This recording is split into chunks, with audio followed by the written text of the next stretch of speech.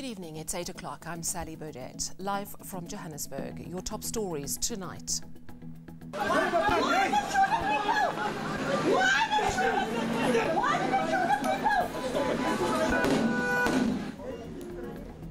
Residents of Bonteheuwel in Cape Town clash with police after protesting against gang violence, unemployment and poverty.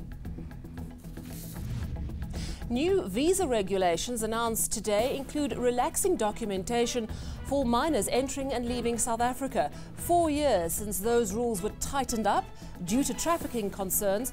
We find out why the change now. And Cyril Ramaphosa expected to address the UN General Assembly shortly. This after US President Donald Trump in his address accuses Iran of sowing chaos, death and destruction. Start in Cape Town, where Cape Flats residents have had enough of gangsters terrorizing their communities. Residents from over 10 Cape Flats communities shut down parts of the city this morning in protest. They were met with stun grenades, rubber bullets, tear gas and water cannon fired by the police to disperse the crowds who were blocking major roads. Atium Tungana was there.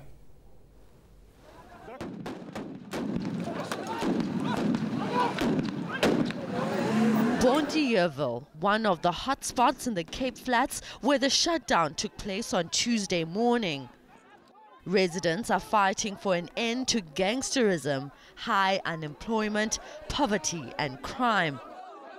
Our communities are being held hostage by gangsters, by crime. Every time of the day or night, we hear bullets. Our children are being mowed down, be they innocent civilians, be they part of gangsters, and we feel that we've just had enough. Kensington is another area that was shut down. It's surprising to us to see this amount of police presence. We never see it in our area. Although there's bullets going off daily in Kensington and Factorton on our people. The Human Rights Commission says this could have been avoided had government listened to the people. People have got the right to protest. They don't have a right to irresponsibility and also the right to be protesting peacefully. But what we have observed, obviously, all this that you mentioned about the action of the police must be referred to IPIT for investigation. Several people have been arrested here in Bonteheuwel, including some community leaders. Police will continue to maintain law and order. Atium Tungana, Cape Town. The Home Affairs Minister is going to make it easier for tourists to enter South Africa. Today, Malusi Gigaba announced a number of changes to visa requirements. Among them, families leaving or entering the country with children will no longer have to bring along documentation proving parental consent or an unabridged birth certificate. A child passport will do. Now, 4 years after tightening access, the very same minister has now relaxed the policy. Demakatso Tugwana finds out why. Changes to South Africa's visa regime are expected to improve economic activity locally as part of government's stimulus plan. But what do these changes entail exactly? We will rather strongly recommend that the parents of these minors carry this documentation. The tourism sector contributes about 2.9% to GDP and employs just under 700,000 people. Gigaba says travelers without the required documentation won't be turned away, but will be given the opportunity to prove parental consent. A new passport for children is also in the pipeline, but some say the minister's stance is as clear as mud. If you say to an international traveler that we strongly advise that you carry this type of documents, you are simply saying that they should carry those types of documents. We need to have a clear policy position in terms of whether we want it or we don't want it. 4 years later, the minister has made an about-turn, at least with regards to travelers into the country. But he will not concede that perhaps the regulations may have been prohibitory. Under the new regime, frequent travelers to the country will get a 3-year multiple visa entry, while those traveling for business and academics will qualify for a 10-year multiple visa. Foreign students who graduate at South Africa's universities with critical skills will be given an opportunity to apply for citizenship. Dimakazo Tugwana, Pretoria. The Nugent inquiry into tax administration at SARS continued today after a break of a few weeks. The third phase of the commission is focusing on how suspended SARS Commissioner Tom Moyane and his team awarded contracts to various companies without apparently following proper procedure. Consultancy firm Bain, appointed to restructure SARS, has instead been blamed for creating inefficiencies at the receiver of revenue. Bain Managing Director Vittorio Massone was supposed to testify again today. However, his legal team says he's unwell and is undergoing treatment in Italy. Now, the company has not confirmed if it will pay back its SARS consultancy fee. Winnie Nomzamo Madikizela Mandela has received a posthumous Freedom of the City of Johannesburg award. Madikizela Mandela passed away earlier this year at the age of 81. Now, it's the city's highest honour, and it was conferred a day before her birthday. Slindil Masikane has the story.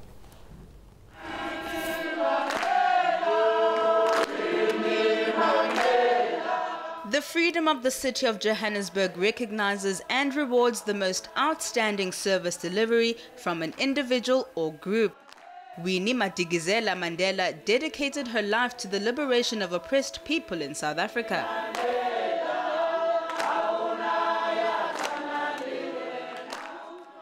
But even after the dawn of democracy, she never abandoned her community in Soweto, living there till the very end. Despite these threats, she remained defiant and continued to speak truth to power. But Winnie's many sacrifices and contributions have been reduced to nothing more than a footnote in the pages of the history of man. Others believe more needs to be done to solidify her contribution. We can't honor Umama Winnie Mandela while the city of Johannesburg still has colonial and apartheid statues and symbols. It's a direct contradiction to her beliefs and what she fiercely fought for in her life. The Plaque statue must fall from the city so that her soul can rest in revolutionary peace. Madikizela Mandela's daughters received the accolade on her behalf, which is accompanied by a valuable gold medal. On the eve of her birthday, Mama Winnie has, through this award, been immortalized once again in South African history books. But calls have also been made to honor her legacy by embodying the values she lived by. Slinda Lomasigan, Johannesburg. Still ahead on eNews, we have your market news. And in international news, a Pennsylvania judge is shortly expected to hand down sentence to comedian Bill Cosby, who of course has been convicted of sexual assault.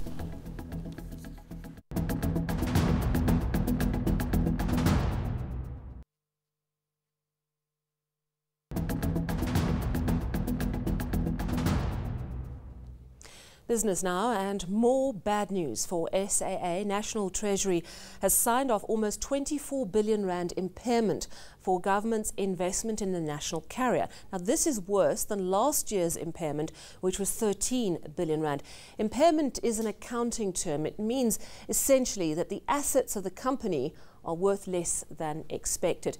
Treasury says the impairment arose due to the 10 billion rand given to the national carrier last year. It's expected SAA will report net losses for the period 2017 to 2020. Public Enterprises Minister Pravin Gordhan also notified Parliament today that the tabling of the 2017-18 statements for SAA, SA Express and Denel will not be presented at the end of this month as expected. Now, this, of course, is a requirement of the Public Finance Management Act. News from Argentina this evening is that the president of the central bank there, Luis Caputo, has resigned after just 3 months in office. His resignation has raised concerns that the inflation rate in the South American country could rise even further. Argentina's interest rate was recently adjusted upwards to 60%. The International Monetary Fund has loaned the country $50 billion to try and bail it out. But with that, course, come very strict austerity measures. The president of the Central Bank of Argentina cited personal reasons for his resignation. Well, it's very curious that right now he resigns for personal reasons when President Macri just signed a new agreement with the IMF. It is known that one of the demands on that agreement that President signed was that the monetary policy should change. The monetary policy is the one that the central bank is in charge of. It depends on the price of the currency. The central bank is the one that regulates that. And so it seems that perhaps he didn't want to be told what to do, or I think more possible, he is a guy who was historically very related to the international financial world. And I think that he might have preferred to quit and keep his old good friends in good terms and not to be forced to do something that he didn't want to do and to be seen with funny eyes by his other friends. Well, let's take a quick look at today's markets now.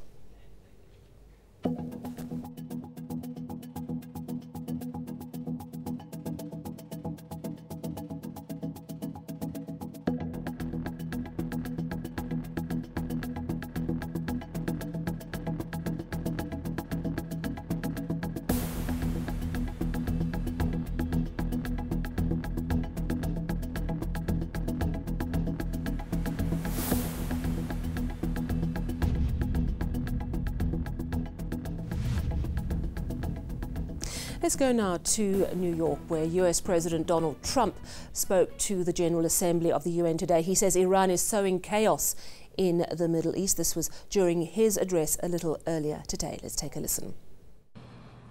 The corrupt dictatorship in Iran. Iran's leaders sow chaos, death, and destruction. They do not respect their neighbors or borders or the sovereign rights of nations. Instead, Iran's leaders plunder the nation's resources to enrich themselves and to spread mayhem across the Middle East and far beyond.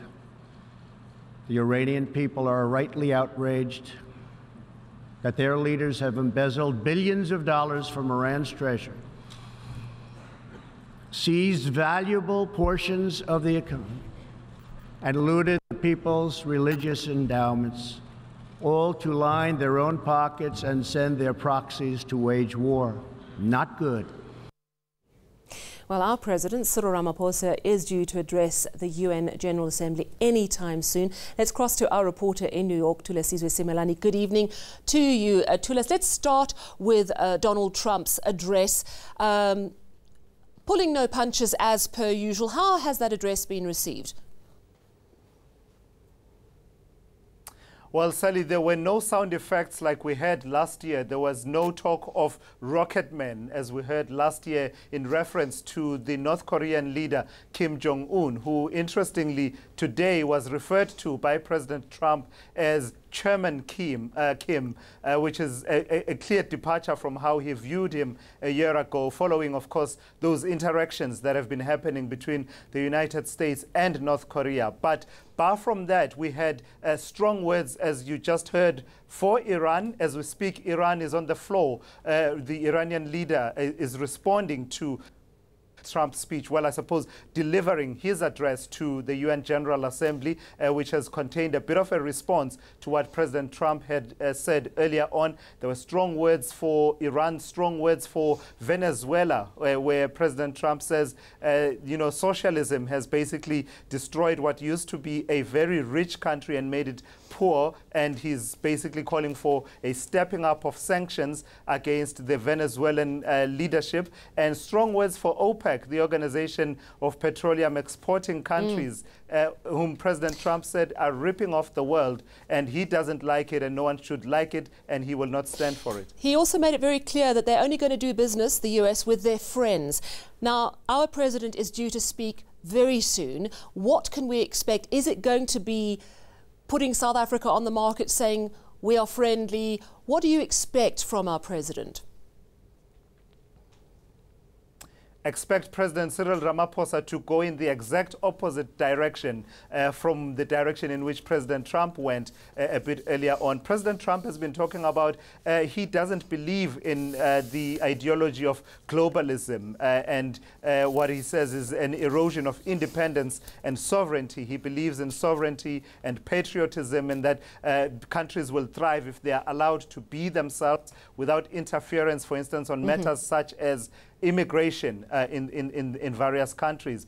President Ramaphosa has come here preaching a message of multilateralism and basically saying that we need to revert back to those systems of global governance that were agreed to, the charters and the compacts that are reached to regulate various areas. Sure. In an age when the United States has pulled out of the Paris Climate Accord, and it says it will not take part in the migration compact to be concluded in December this year, and has pulled out of a number of treaties, including the UN Human Rights Council. And so these are leaders who are going in two opposite directions. Very much so. Thank you so much, Thulisizwe Simelane in New York, ahead of our president's address to the UN.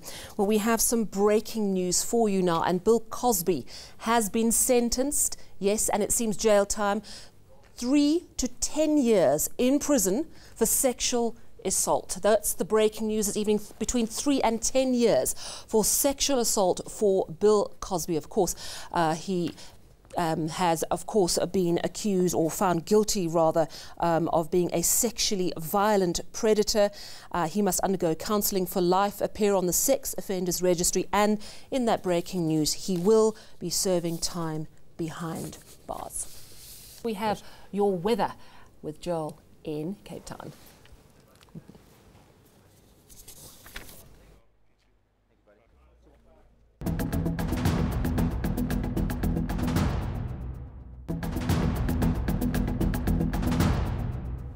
Weather time with Joel. How's it going there, Joel?